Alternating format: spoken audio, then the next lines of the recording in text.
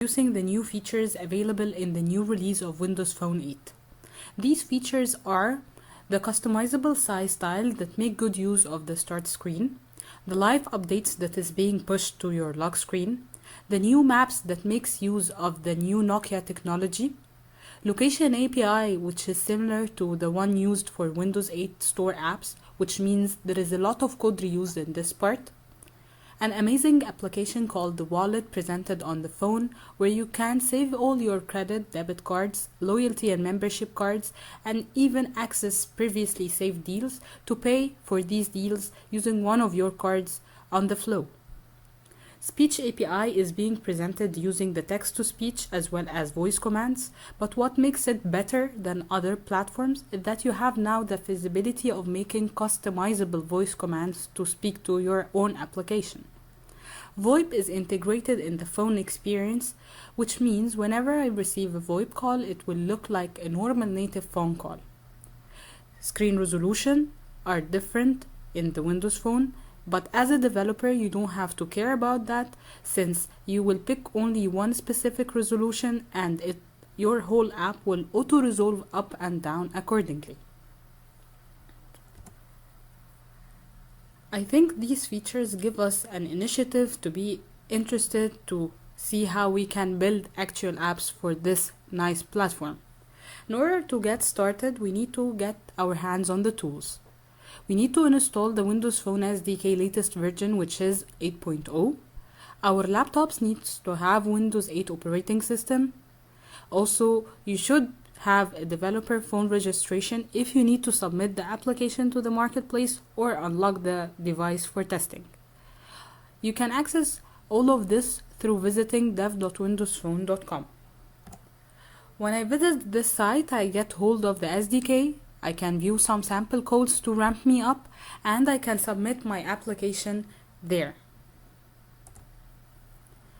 Let's see how we can actually build an app on that platform.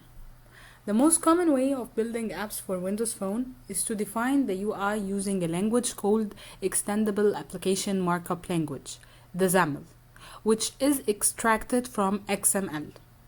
The second part that you should care about is the logic. Logic is written using C# or Visual Basic according to the language that you know better. You will also have access to the .NET APIs and the Windows Phone Runtime APIs. Once I create a Windows Phone project, there are 3 important files that I should look at. The first file is called app.xaml, which is considered to be the application entry point. It contains all the global resources, services, events, as well as the main life cycle of the whole application. The second file is the Windows Mobile App Manifest, which contains the application development information, some capabilities, hardware requirement, as well as the packaging information of your whole app. The final file is the mainpage.xaml that contains the main view of the application and how it will look like. If we have a deeper look on the mainpage.xaml, you will see something like that. This is a single-paged application. Let's walk through the default control structure of this particular page. Basically, it has something called the phone application page, which is composed of a grid that has 2 rows. The first row has a stack panel that holds 2 text blocks. The first text block is the application title, while the second is the page title. Then the second row has the content panel, which is currently empty, where all the other content should be placed in. This is not the only form of application that could be created in Windows Phone. The main 2 flavors of any Windows Phone application is either to be a panoramic view or a pivot view. The panorama view offers a unique way to view your controls because you reimagine your whole app in the form of a magazine, where you can see that the content of this particular app is far beyond the screen boundaries. I will always see trimmed content to the borders of the screen like that, so I'll have the feeling that I will have to scroll to the right side. Also, the name of my application is written in a very big font and it keeps rolling in as long as I'm rotating my pages. The second form is the pivot, which is most likely to be used for large data sets, where I split this data sets according to a certain category, give this category a name, and when I pick this category, I can view the content of this particular page. The email is a very good example of that view. After choosing which flavor or which view you would like to develop the app for, you start thinking about the navigation and how can I make my own menu system. The most common way of doing that is by using the application bar. What are the application bars? Here, the circles that you see are called application bars with an icon and a text. You can have up to 4 application bar aligned beside each other. If you needed more buttons, you will go to the second option, which is the menu items. The menu item is basically just a single line text that you can see here. You can have up to 5 menu items. So in total, we have 9 buttons per page, 4 application bar, and 5 menu items. Are you ready now to go to our first demo where we will be creating a simple application with some nice application bar? Now we are inside the Visual Studio view. I'll create a new project. And when I create a new project, here are the templates that I can pick from. First, I need to choose the logic to be written either in Visual C# or Visual Basic as previously presented. But I'll pick the Visual C#. I'll expand that and pick Windows Phone to see a very nice pre-installed templates for the types of application that could be created for Windows Phone. I can have my single page app that we just viewed, or I can have a Windows Phone data-bound app where the data will be coming from a backend, or I can have a Windows Phone panorama view, a Windows Phone pivot app, or if I'm a gamer and I develop games, then I'll go for the Windows Phone XAML and Direct3D or Windows Phone XAML and XNA. Also, we are supporting the HTML5 apps. For now, I will pick the single page app and let's make our example called Hello Africa. And I press OK. Once I press OK, I'm asked to select the target operating system. Since Windows Phone 8 is not the first operating system to be released for the Windows Phone, we have Windows Phone 7.1. We don't want to abandon the people using 7.1, so it's your decision. If you are not using any of the new features presented in Windows Phone 8, then target the OS to be 7.1. But if you are using the amazing features of Windows Phone 8, then I should target OS 8.0. And I'll press OK.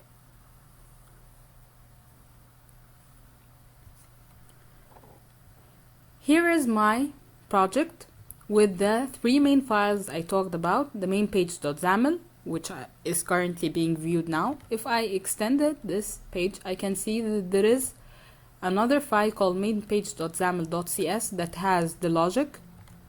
Also, I have the app.xaml that has the main lifecycle of the application, and if I expanded it, I have also the .cs file, and the final file is hidden inside the properties because it holds the properties of the whole app, which is the Windows Mobile App Manifest that has some application information, the capabilities to be enabled, some hardware requirements, and packaging information.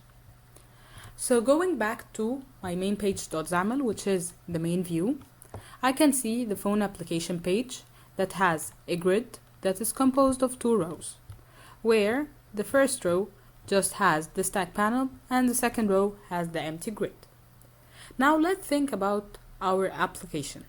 We need to make Hello Africa app that basically has a text box, a button, and a label.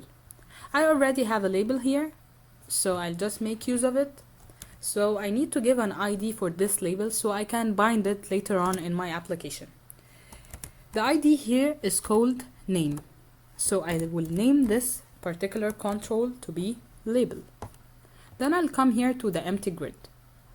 I don't want to write code and bug myself, so I'll make use of this nice toolbox that has all the controls that I can use in my application and write text box.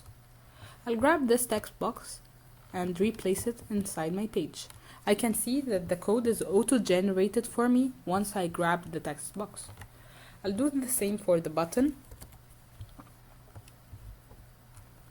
and adjust it to be in the middle. Now I need to adjust some properties of this control.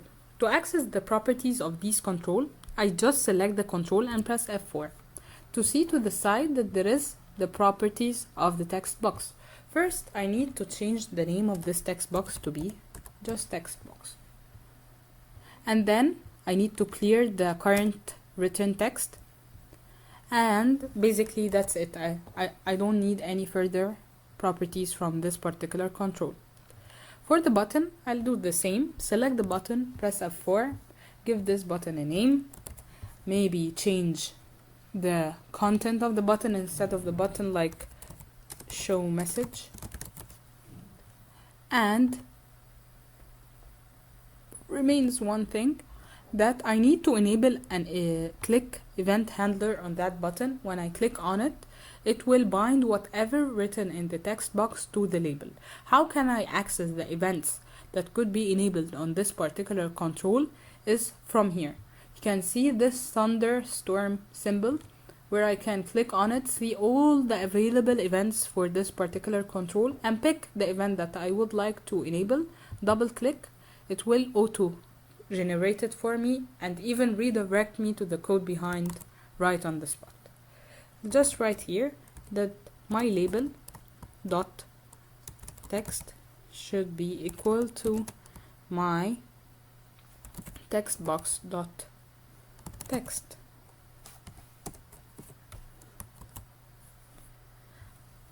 Am I done? Yeah, somehow. Let's see how this will look like on my emulator. This is the nice Windows Phone emulator. I write here. I will tell you a trick here, since this is a touch-based phone, so whenever I have a text box, the soft keyboard auto pops for me. But if I'd like to make use of the hardware keyboard installed on my laptop, I'll press page down, so I'll disable this soft keyboard and start typing from my hard keyboard. If I want to enable it back, I will make page up, select the text box, page up, I see it, page down, page up, page down, and now I'll be writing from here. Hello, Africa. Simple. I'll stop debugging and go back to my main page.xaml. What I need to do here is I'd like to add some application bar icon. Do you think I have to create the button, add it to the content panel, and then enable a click for that particular application bar? Oh, and I have to create also an icon that fits the design principles of the Windows Phone 8. How many steps are these? I'm lost. There are so many. But actually, this doesn't happen here. It only requires you to go to the top of your page, which is the phone application page, press F4 to view the properties for this certain page, and see that here is written something called application bar. I'll press new. You can see that I have created a new application bar, and here is the properties of the application bar. It has some buttons, some background content, some foreground content, and so forth. So I'm interested basically in the button collection. I'll press on these dots to find that here I can keep on adding the 4 application bar buttons that we speak about. So I press add and find here that here is the icon URI. So I have to create an icon and provide the URI. But what Windows Phone 8 has provided for me, a very nicely done preset icon images done to the standards of the phone to save me some time. This doesn't mean that I have to use only these icons. I can create my own, but if I use something that like the back, the add, or the cancel, things that are common, it just saves time not to create them again and make use of them right on the spot. So I'll add maybe a camera and right here snap it. I can add another button,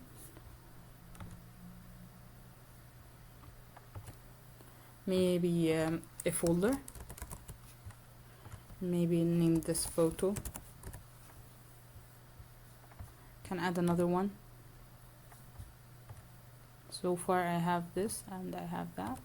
I'll add, maybe this will be a play button, play, and right here speak.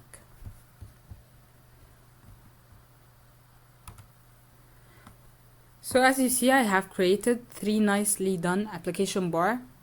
Took me how long to do that? Just 2 steps. F4, new, and add the buttons.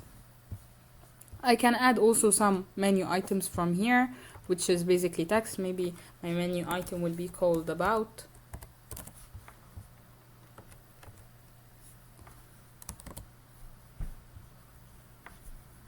And that's it.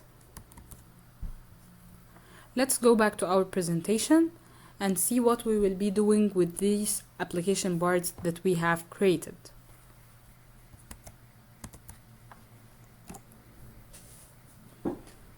Since Windows Phone is offering a more integrated experience with the available sensors of the phone, it keeps on adding more and more sensors that you could use inside your application. The sensors are basically the things that you can use inside the phone. You have 2 types of sensors, either launchers or choosers. What is the difference? The launcher, from its name, launches something and it doesn't have to come back with a result, like launching the camera to get a photo, or maybe launching Bing Maps to view your current location. But what about the chooser? The chooser, on the other hand side, is required to come back with a result, because from its name, it chooses something from somewhere. So like photo choosing a picture from your album to be pinned as your background screen. The gray ones has been already available in the previous OS 7.1, and these new launchers and chooser presented in the blue color are added for the new Windows Phone 8. I will show you how can you create a launcher and chooser, and how to impose even on a launcher to return back to your application a certain result. So let's take the camera capture task, which is basically a launcher, and the photo chooser task, which is a chooser, and see how they will be working. So I'll go back to my nicely done Visual Studio application and to my main page.xaml. I need to enable some click events on these buttons. So I pick this certain button, press F4 to find that this is the property of this button, and here is the events for it. I'll name this event snap it click.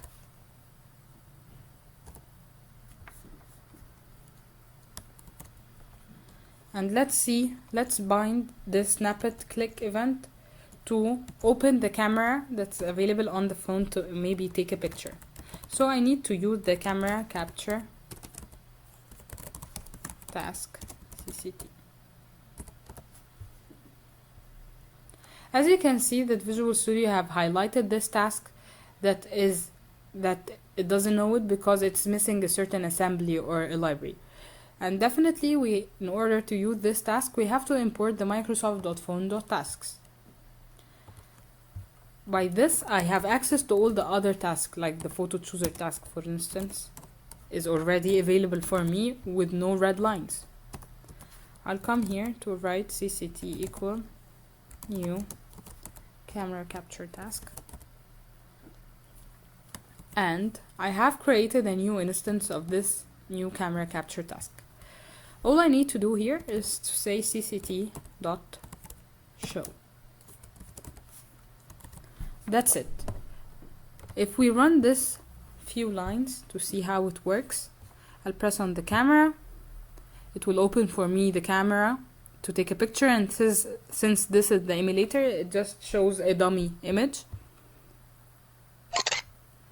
I'll accept the image, and that's it. It's called the launcher because I have taken the image and I don't have to get back this image to my application to do anything. So if I'd like to check my photo albums, I'll find that inside the camera roll I have the current captured image that I just took from inside the application. So this is a simple example of a launcher. What about the chooser? Let's make this nice folder button, application bar, to have also a click event called maybe pick image.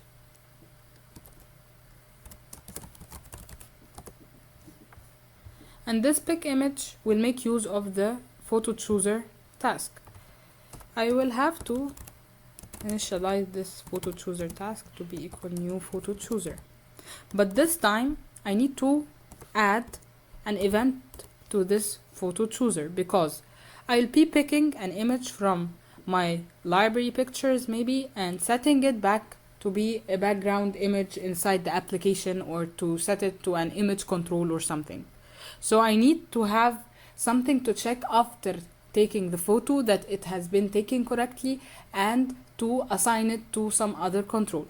So if I look here, I will find the properties available for this particular task, and here is a single event called completed.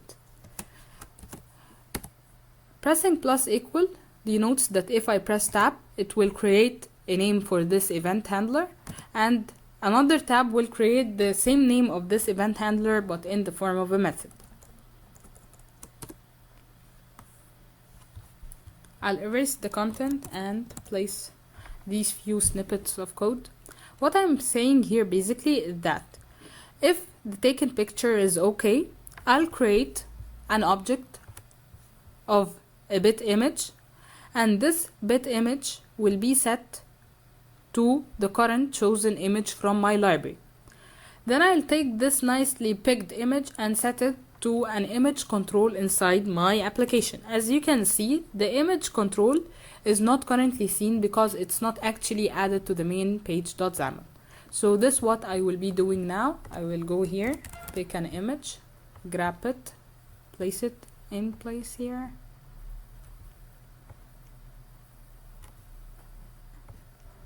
Extended, and give it a name. I can also give it a name from here instead of pressing F4. You can do it either way, and I'll name it image. I'll go back to the code behind to find that the red line has disappeared. The only remaining thing is to come here and say pct.show.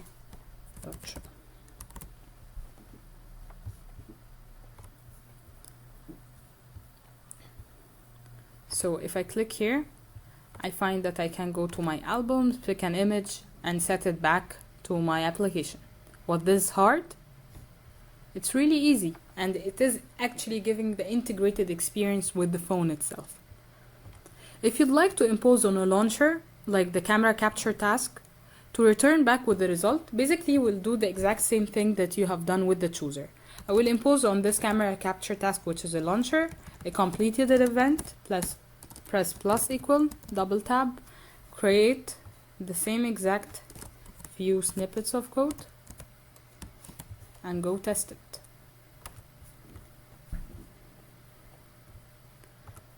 This time I'll take an image, accept it, and it auto sets to the image control that I just added. Nice and simple.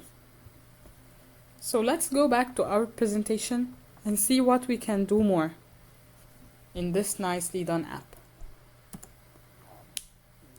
What about making the application speak? Yeah, speak.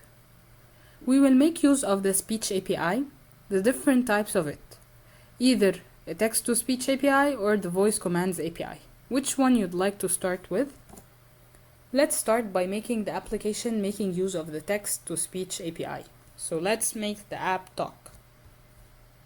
Go back to my application, to my main page.xaml, and maybe that time we will enable a click on that nice play button.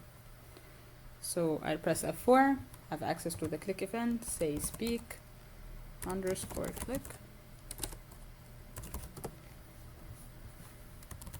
And now what I have to do, I'll create a method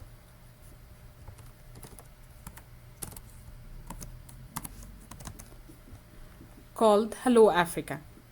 This Hello Africa makes use of something called the speech synthesizer, which is making use of a library called windows.phone.speech.synthesis. This speech synthesizer basically is used to select a particular speech language and start speaking it. So now the method is responsible for doing what? It is basically responsible for viewing all the possible installed voices, which are 15 current installed languages with different voices, whether it's female or male. Display the description of the voice as well as the language that is being spoken by this particular voice, and setting this to our text box. Then each time we select a certain voice, we set it to this synthesizer and we wait for this synthesizer to speak a particular set of lines. So for now I'm just saying Hello Africa.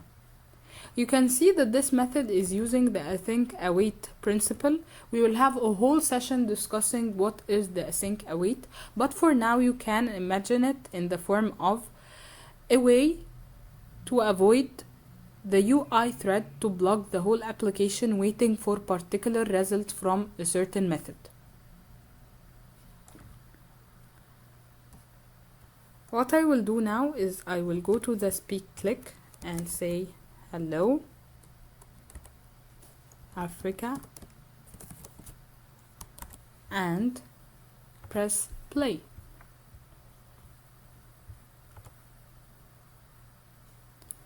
Whoa, I have an exception. Why is that? Now I'm trying to use a capability that I didn't enable.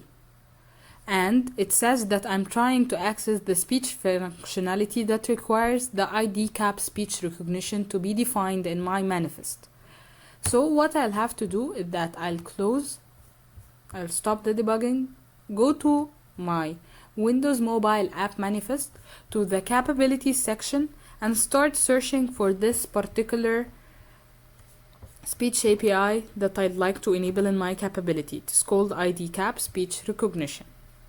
And I'll try to rerun my application once more.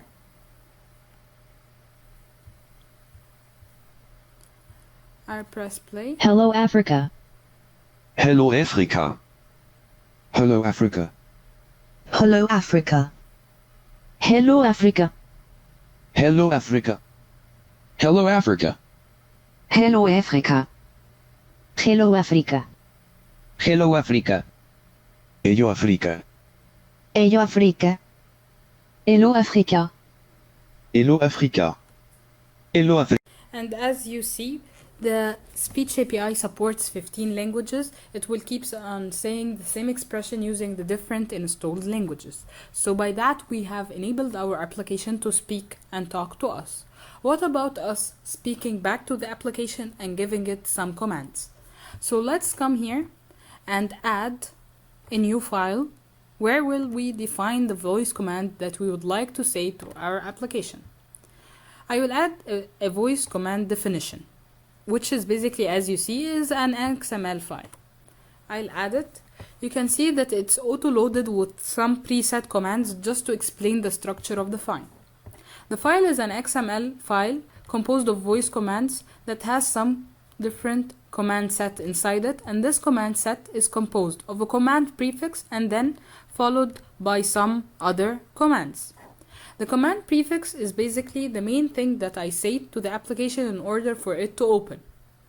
And I provide an example to give me a hint about this command in case I forgot what this command does. The second part is the command itself, which is composed of a name, and then I have an example to remind me about what does this command do, and then I have a set of a listen for expressions. I can have more than one listen for expression to perform the same command. And then after saying this listen for expression, I can receive a feedback from my application, or I can even navigate to a certain page inside my application.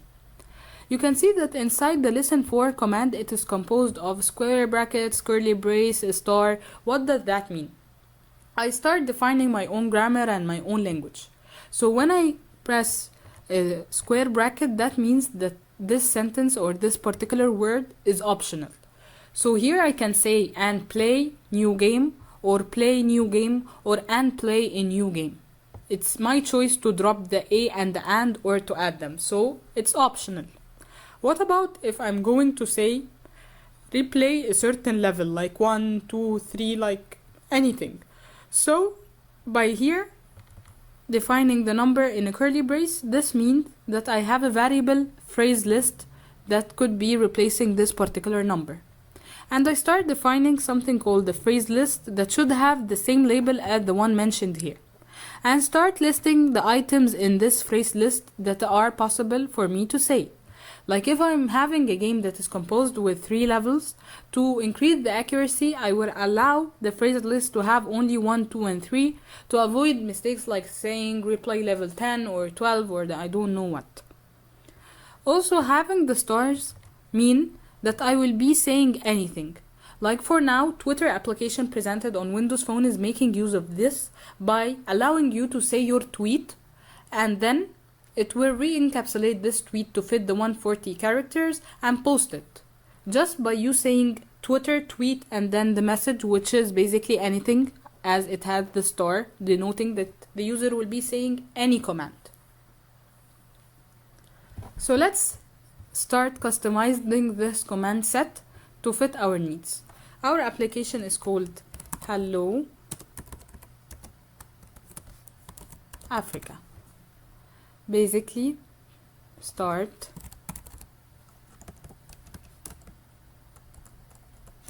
Hello Africa.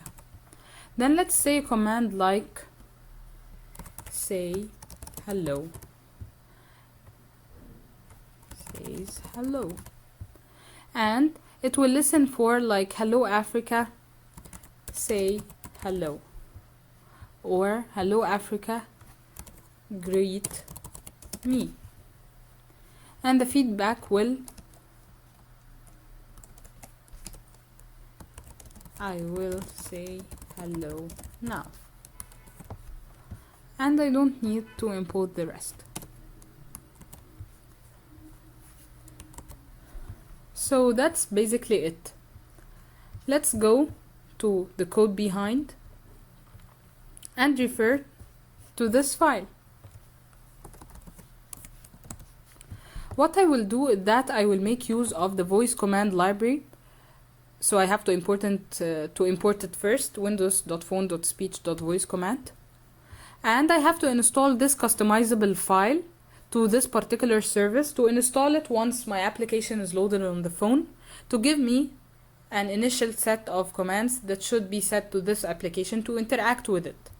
This set of commands should be at least initialized once, so I need to call this method inside my constructor at least once. And I will play.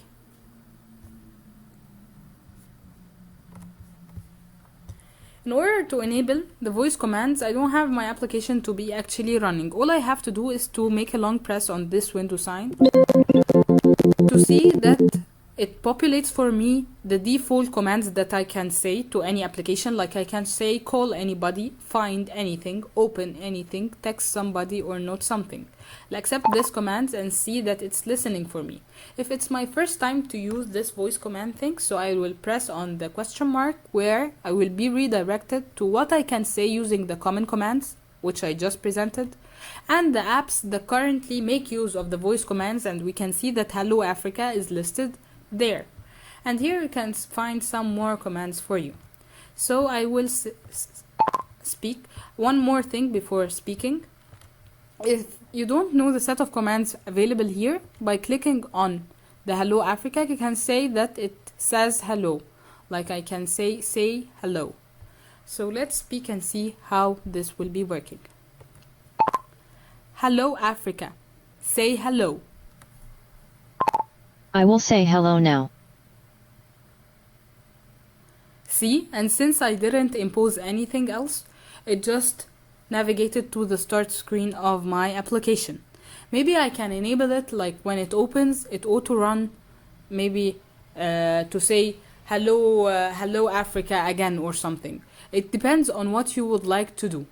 Also, I can open the application using the default commands by saying open hello Africa. Let's test that. Open hello Africa. Starting Hello Africa. You can see that the feedback message now is different. It says starting hello Africa and not I will be saying hello now, because this is the default way of doing it, that I don't need to impose a certain grammar to write it. But when I use my specific expression to open the application or to go to a certain part in the application, it replies with the custom feedback that I have just written. Isn't that awesome?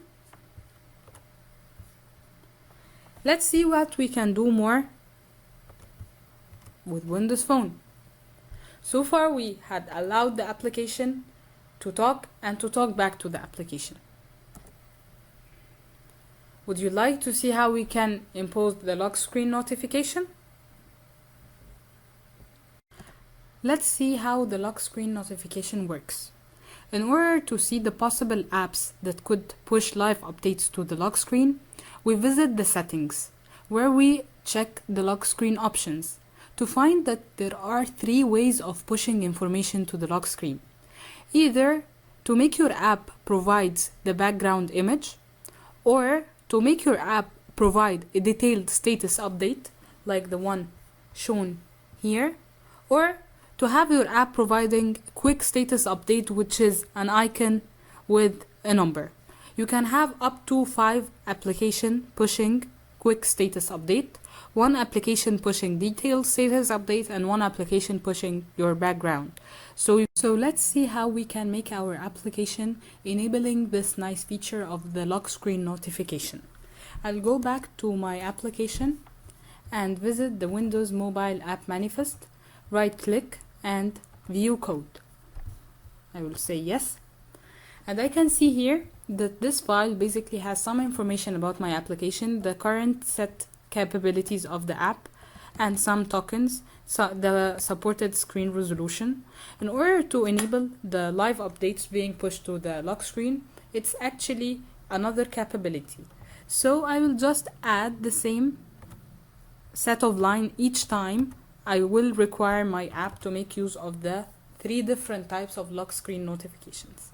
I'll create something called extensions, and inside this extension I refer to the consumer ID as well as the extension name for the current property or capability that I would like to enable. So I'd like my application to be providing a quick status update, to provide a background image, and to provide a detailed text field. So since I'm not doing any push notification currently, I will just force a number here inside the count of my application, and maybe a nice image to be visible for the quick status update. I will grab here the image. I don't have to provide the full path of my image, so I'll start only from the assets part.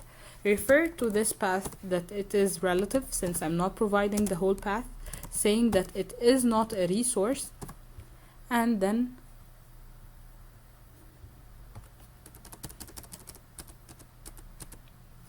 clothing this tag.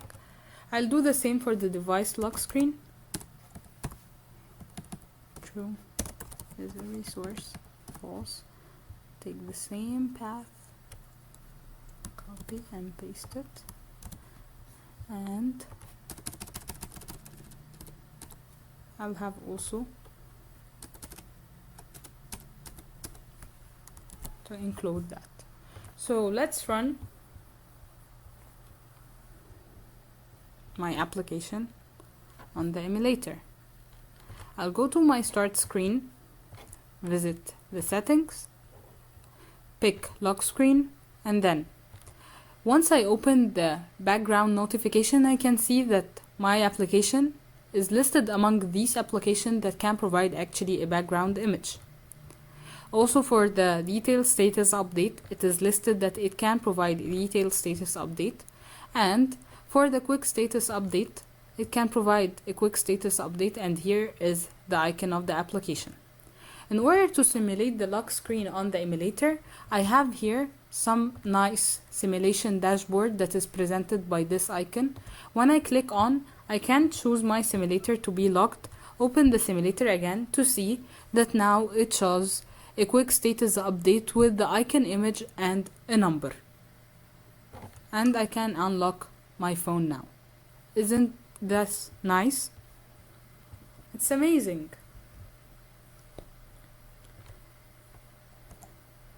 So basically now what I have done in my application, I have created a simple app, adding to it some application bar that make use of the sensors of the phone to have the integrated experience, showing to you how we can make the app actually talk and how can we actually talk to the app in our own customizable voice commands. We also enable the application to push some notification right up to the lock screen without actually opening the app. So by this, I'm done for today's session. I hope you enjoyed it. I'm providing here in my slides some book resources, some online tutorials to get you started, and an amazing link to the Microsoft Virtual Academy that provides online 19 up to 20 sessions of how you can actually learn all what you need to know about Windows Phone to be ramped up in only 3 days and build as complicated apps as you want. You can always get in touch with me by tweeting or my Twitter handler or on the team Twitter handler. Also, we will be glad if you keep in touch with us by visiting our blogs to be notified about the new updates in different technologies. Thank you, and I hope you enjoyed the session and waiting for your feedback for more upcoming sessions.